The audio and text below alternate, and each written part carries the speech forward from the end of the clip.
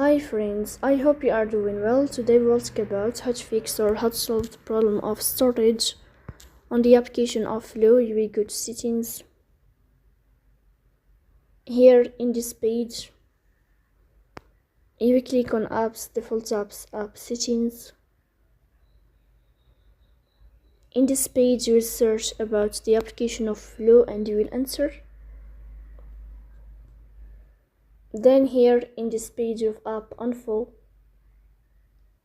you will go to first stop and you will click OK.